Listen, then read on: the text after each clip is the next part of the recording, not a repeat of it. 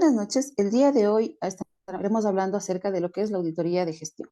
Para esta entrevista nos va a acompañar el ingeniero en finanzas, contador público y auditor, ingeniero José Arellano. Ingeniero, buenas noches, bienvenido. Hola Gaby, muy buenas noches. ¿Cómo estás? Mucho gusto. Muchas gracias. Bien, mi estimado ingeniero. Ingeniero, para mí es un gusto poder contar con esta entrevista con usted, pero antes de eso nos gustaría que usted nos pueda hablar un poco más acerca de lo que usted hace como, en su profesión como auditor. Muy gentil, Gaby. Así un pequeño resumen muy breve. Me he desempeñado en cargos públicos ya aproximadamente por 11 años. Íntimamente he estado relacionado con procesos de auditoría dentro de distintas áreas de gestión. El sector público es bastante amplio, tiene muchos brazos ejecutores y he tenido la oportunidad de prestar mis servicios profesionales como funcionario público dentro de varias instituciones relacionados siempre en los procesos de auditoría. Hoy por hoy estoy dentro del Consejo de la Judicatura eh, y lo importante, creo yo, es que hemos podido implementar varios procesos de control interno, ¿no? Que tienen mucha relación con el tema de auditoría y eso nos ha permitido hacer una evaluación de los resultados obtenidos por gestiones anteriores, ¿no?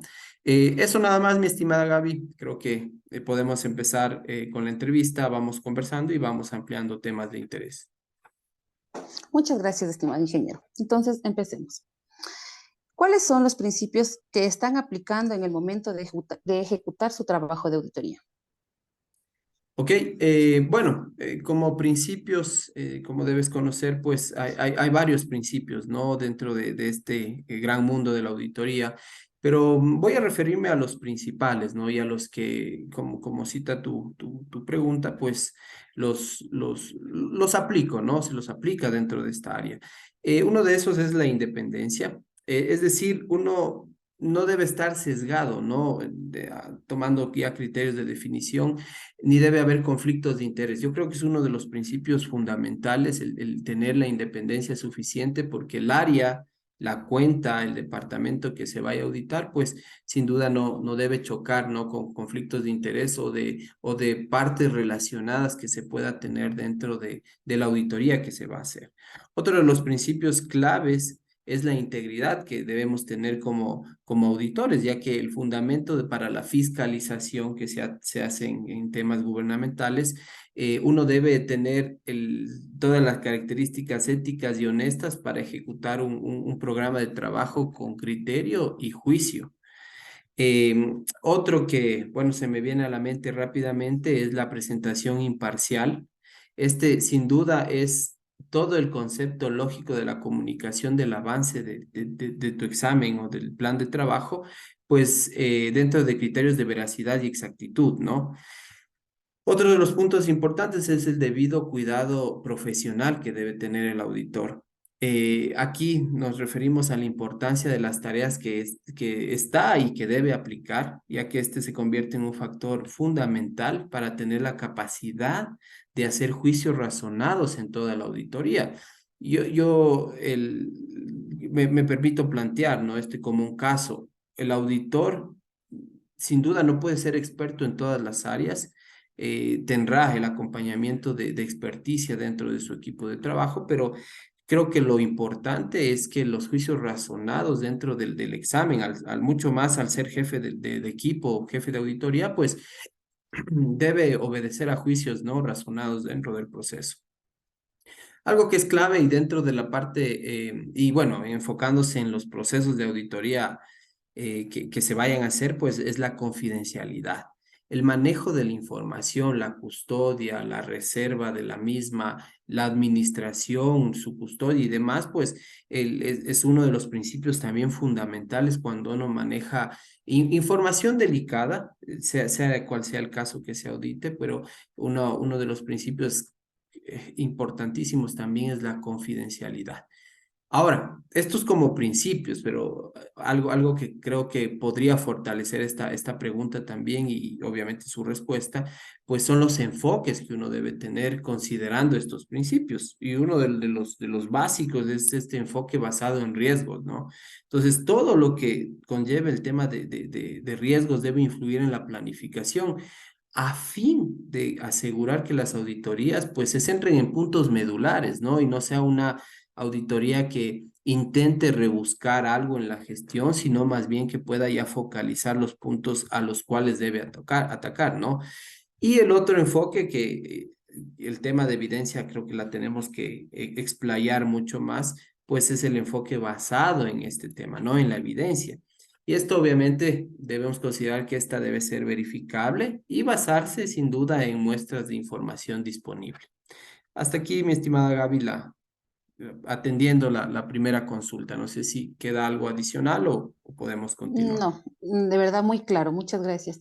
La segunda pregunta, ¿cuál es la base legal para la aplicación de la auditoría de gestión? A ver, bueno, aquí depende mucho, ¿no? Quiero ser bastante claro en esta parte porque depende de en qué parte estemos auditando, ¿no? Uno de los puntos claves es si es que enfocamos, lo vamos a hacer, ¿no? Pero si es que enfocamos, digamos, esta conversación en la parte gubernamental, en la parte pública, pero también creo que es clave referir conceptos de la parte privada, que también tiene mucha fuerza, ¿no? A ver, vamos por la parte pública. En cuanto a la base legal y al dominio que se debe tener, pues sin duda hay un escalafón importantísimo en la parte normativa, ¿no? Y esta no debe escapar, el marco normativo público es la Constitución. Siguiendo en esta misma línea, pues sin duda son de forma general la Ley Orgánica de la Contraloría General del Estado, el reglamento de esta ley orgánica, las normas de control interno y dependiendo de la institución, la normativa interna del ministerio, sus acuerdos ministeriales, sus estatutos, resoluciones, manuales instructivos y demás. No quiero dejar escapar el tema de lo privado, porque en lo privado la dinámica es distinta. Eso es clave entenderlo, ¿no? Sin duda para la institución o la entidad privada, pues la normativa interna, su estatuto, los manuales y demás documentación reglamentaria interna es fundamental, es base, se convierte esto en la base normativa, pero también ya hay, digamos, criterios estandarizados, ¿no? Como el COSO 1, el COSO 2, el ERM, las NEA, las NIC, las NIF, los KPMI, que es algo nuevo también, que son todo el tema de los indicadores que miden eficacia, eficiencia de los objetivos y metas, porque recordemos que la auditoría de gestión, para cualquiera de los dos casos, pues se enfoca en fiscalizar de carácter multidisciplinario, ¿no? Porque puede ser varias de estas aristas, dirigida a un solo enfoque, ¿no? A evaluar el control interno de una institución o de una empresa. Y esto y esto es clave, creo que esto es uno de los temas importantes dentro de esta pequeña conversación.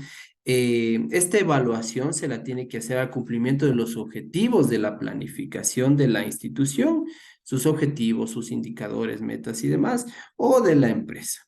Entonces, creo que es clave también mencionar estas dos particularidades, ¿no? Porque ya en la parte pública, pues hay un marco normativo gigante, ¿no? Que en muchos de los casos para temas privados se comparten, como en cuanto el tema SRI, constitución de compañías y otras normas que son convexas entre lo público y lo privado.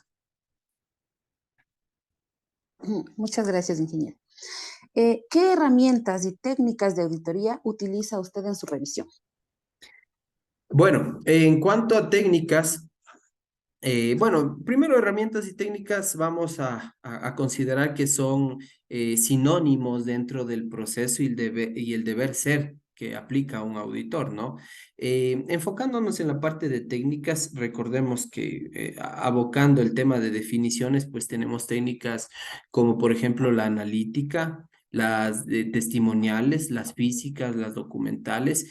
Y esto, obviamente, con sus herramientas, pues ahora ya en la práctica bastante dominadas por el tema tecnológico, pero para no dejar de lado el tema más, no de conceptos, sino de la aplicación propia, como hace énfasis tu consulta, pues en la parte de técnicas analíticas, pues una de las más famosas que se tiene, pues es la parte ocular.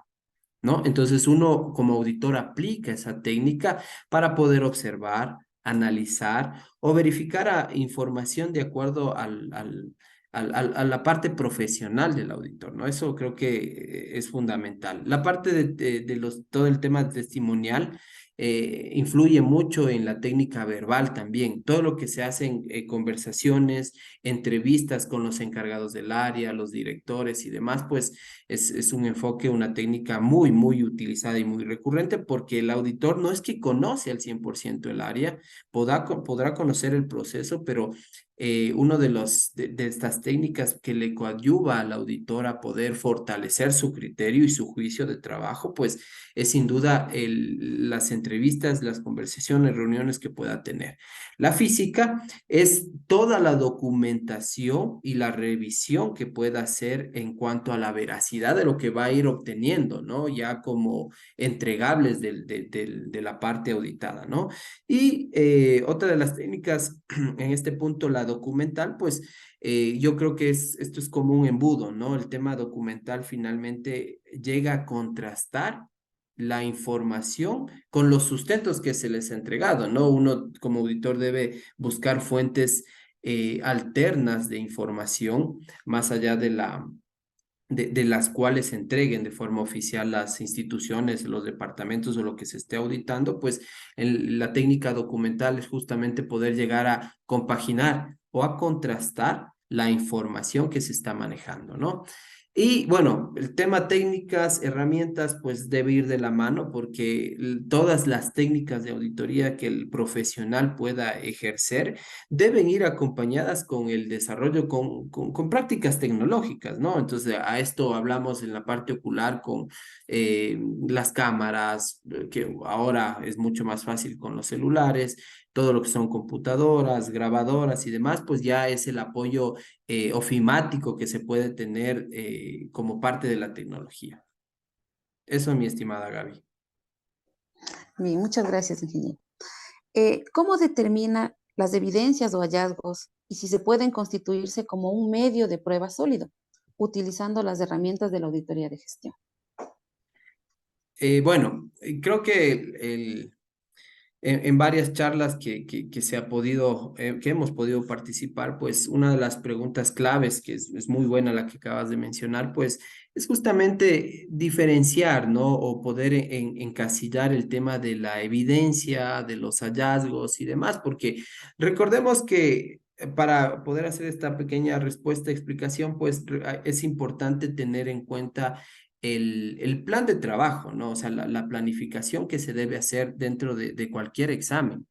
Y esto considerando que tu dinámica del trabajo cuando empiezas a auditar cualquier departamento, institución, empresa, pues debe tener fases, ¿no? Y este está el tema de planificación, que debe ser preliminar o específica, y específica, perdón. El tema de la ejecución, que ya es per se tu ejecución y el programa de trabajo. Y el tema de comunicación de resultados. ¿Por qué me permito hacer digamos, abordar desde esta perspectiva? Porque tanto las evidencias como los hallazgos, pues son el producto de la ejecución de estas fases. Y en la comunicación de resultados, pues tú con las evidencias logras tener un hallazgo. Y obviamente eso es lo que tú comunicas, ¿no? Lo primero lo comunicas con un borrador informe, luego recabas las respuestas pertinentes de ser el caso de las partes auditadas y finalmente terminas desarrollando el informe definitivo, ¿no? Entonces, aquí nos vamos con el criterio o el concepto de evidencia, así en palabras bastante sencillas, creo yo que es mejor entenderlo desde esta perspectiva.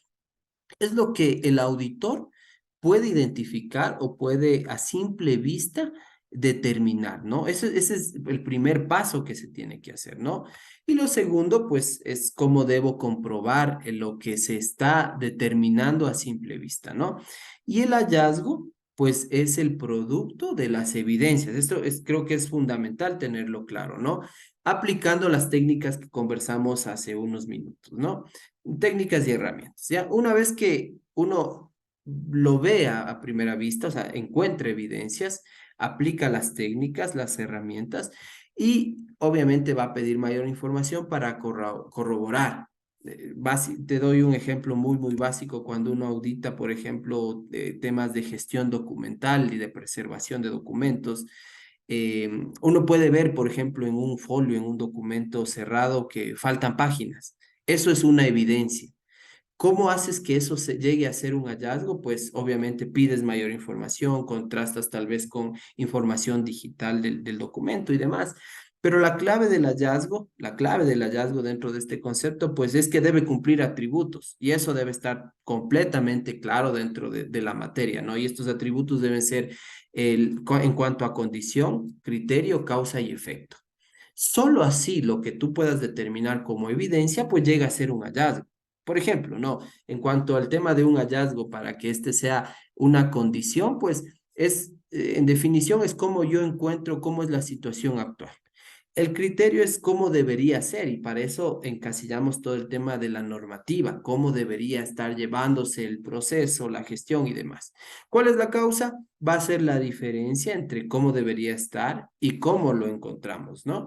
Y el efecto, pues obviamente el efecto de todo este proceso es lo que está ocasionando este inconveniente. La respuesta a la pregunta de forma cerrada es que este hallazgo al considerar o al tener los atributos o al cumplir con los atributos, pues la respuesta es sí. Se convierte en una prueba sólida, pero si es que cumple estas características, cumple estos atributos con el concepto de primero hallar una evidencia, considerar el hallazgo dentro de los criterios o atributos de condición, criterio, causa y efecto, y pues se convierte ya en una prueba sólida.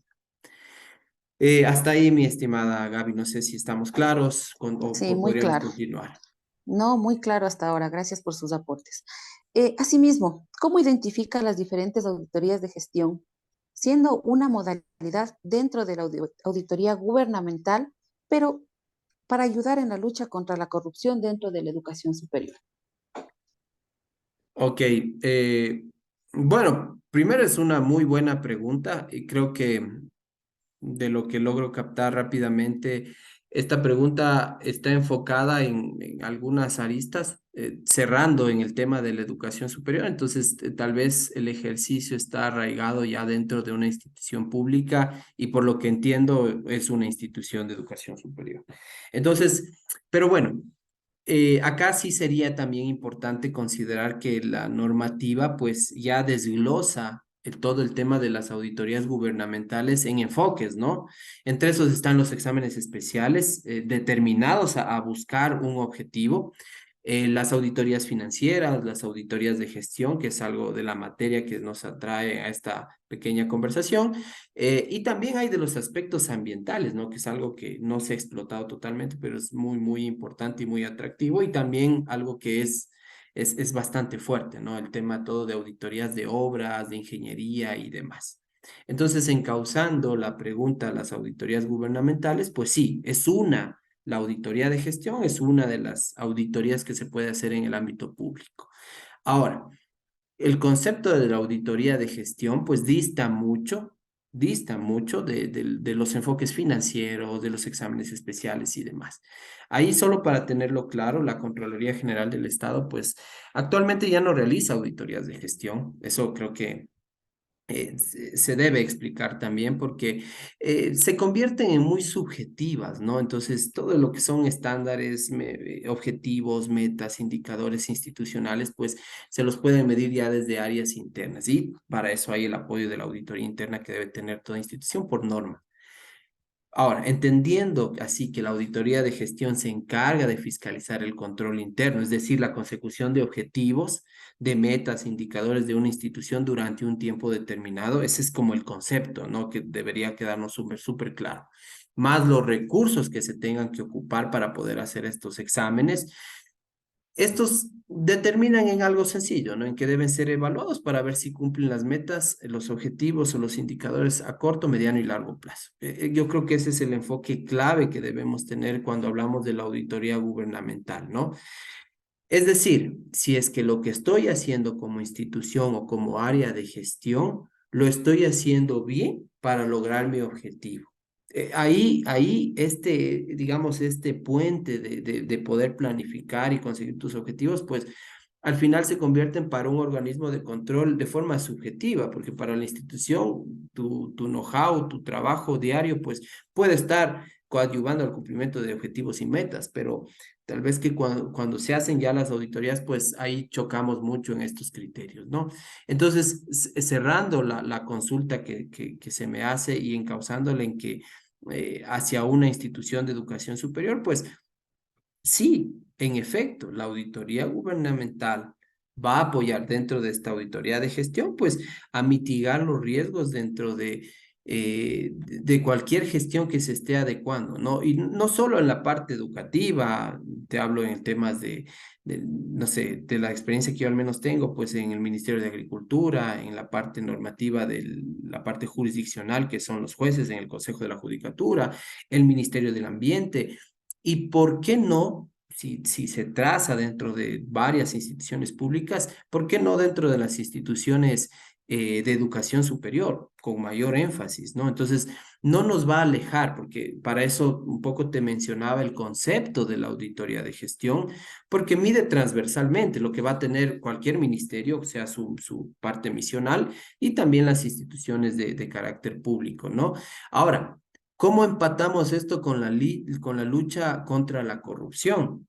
El hecho de poder mitigar riesgos, el hecho de poder determinar evidencias y hallazgos dentro de procesos de gestión, mucho más si son agregadores de valor de cualquier institución, pues están amparados o están también determinados, pues como dentro del concepto de mitigación de lucha contra la corrupción, que al menos en la institución que pertenezco actualmente, pues uno de los ejes fundamentales, y ahí empatas, ¿no? Lo que te acabo de mencionar, son ya objetivos institucionales. Un eje dentro del plan estratégico de la función judicial, pues es la lucha contra la corrupción. Entonces, solo ahí podemos ya encauzar que si mi eje institucional es ese, pues mis objetivos, mis planes, mis proyectos, pues van a estar encauzados dentro de esa planificación. Y es ahí que entra el proceso de auditaje para mitigar estos riesgos. Hasta ahí, mi estimada Gaby. Muchas gracias. Siguiente pregunta. ¿Cuáles son las recomendaciones y conclusiones que obtiene de dichas revisiones? Ok, más o menos, ¿no? Entiendo que las preguntas están orientadas a las fases que explicábamos al inicio. Y en efecto, ya para hablar de recomendaciones, de conclusiones, pues, que se obtienen de dichas revisiones, al hablar de dichas revisiones estamos hablando de cuando tenemos la evidencia, cuando vimos cada uno de los atributos de estas, las contrastamos con información y llegamos a determinar que es un hallazgo. Entonces, al momento de decir que vamos a llegar a concluir o vamos a tener recomendaciones de este tipo de ejercicios o ya de la cúspide del trabajo de auditoría, de tu plan de trabajo, pues es clave, ¿no? El 128 del COA, del Código Orgánico Administrativo, pues te determina que todo informe debe tener o documento debe tener conclusiones y recomendaciones, mucho más si es que lo empaginamos dentro de procesos de auditoría, ¿no? En la parte profesional, pues no se puede hacer un examen o no se puede tener concebido que un examen o una auditoría, pues no debe llegar a una conclusión. Entonces, las auditorías, pues sin duda, la parte fuerte y medular, pues se encausan ya dentro de las conclusiones, dentro de las recomendaciones y demás. Es así que la recomendación nosotros la debemos entender como... Eh, ¿cómo vamos a mejorar lo que está dando el problema que es objeto de los hallazgos, ¿no? Y cómo mitigar este riesgo para que las cosas mejoren. Es decir, como auditor recomiendas. Ahora, previo a eso, pues tú tienes que llegar a una conclusión. Y la conclusión finalmente tiene que verse concebida como el resumen de lo que está sucediendo en el área, en el departamento, en la cuenta o lo que se esté auditando o fiscalizando en este caso, y en forma resumida, cuáles son estos problemas y cuáles son estas cosas que están afectando a la empresa o a la institución, ¿no es cierto? Esas serían en nuestro marco de conclusiones y las recomendaciones, como te había mencionado, pues sin duda es cómo voy a mejorar eso que yo estoy identificando ya como una conclusión. Entonces, estas recomendaciones y estas conclusiones, pues sin duda se obtienen de la revisión anterior de evidencia y hallazgo, pues y las conclusiones tienen que ser marginadas o propuestas en esta, digamos, en esta lógica, ¿no? Concluyes y recomiendas. Muchas gracias. Y para finalizar, ¿usted recomendaría la actualización de los principios de auditoría? A ver, los principios de, bueno, primero creo que tenemos que tener en cuenta que todo lo que está estipulado tiene que tener una curva de análisis, una curva de evaluación y sobre todo una curva de mejora. Nada, absolutamente nada está exento a ser mejorado. Pero creo yo y comparto, ¿no? Mucho que los principios ya tienen una naturaleza propia para el equipo auditor, para el jefe de auditoría, donde ya te da varias aristas fuertes, ¿no? De hecho, los principios son muy, muy generales y claro, no solo se aplican en la parte de auditoría, pero enfocándonos en la consulta, pues el tanto la independencia, la integralidad, el tema de la imparcialidad, el cuidado profesional, pues, y la confidencialidad, que es algo que lo conversamos al inicio, pues, mejorados no pueden ser, explotados y perfeccionados por el profesional, sí. Ahora, de que se pueda incluir nuevos principios, hablando esto de literatura por debajo de 1990, 1980, pues ya son principios transversales y de forma general. ¿Qué es lo que podría hacerse? Esto sí, ser perfeccionados, pero también ser actualizados con el enfoque o los conceptos actuales, ¿no? Entonces, estamos viendo una curva de aprendizaje mucho más fuerte. Estamos conociendo que ahora hay formas de tratar información, conocimiento y procesos, de hecho, que se reducen ya en el tiempo. Entonces, podrían ser aumentados para mi criterio. Tal vez no mejorados, pero sí perfeccionados para dar la respuesta, pero sí podrían ser complementados con principios actuales, ¿no? O sea, ya a la dinámica actual y al deber ser de cómo la tecnología, los procesos, las compañías, las instituciones, pues se han fortalecido y se han actualizado en el paso del tiempo, ¿no? Pero creo que como principios de forma transversal están muy bien cimentados, mi estimada Gaby. Bueno, ingeniero, muchísimas gracias. Lamentablemente, el tiempo de nuestra entrevista ha concluido, pero déjeme decirle que ha sido para mí un verdadero placer y una experiencia muy, muy, muy satisfactoria el poder aprender de la experiencia laboral suya. Gracias por haber estado con nosotros de este tiempo, por prestarme de su tiempo, que es parte para mi formación académica. Muchas gracias. Igual, Gaby, un gusto, muchas gracias por contactarnos. Tú sabes que estamos a las órdenes para cualquier apoyo que necesiten en tu carrera, en la universidad, estamos prestos para poder apoyar. Y sin duda, esto nos ayuda también y nos actualiza en cuanto a la información que debemos transmitir, que debe ser veraz, oportuna y sin duda debe ser sincera. Entonces, te agradezco igual, la misma forma, Gaby, estamos a las órdenes y cualquier cosa que necesites, pues estamos prestos para apoyar. Muchas gracias, ¿no? Que tengas una buena noche. Muchas gracias. Una excelente noche.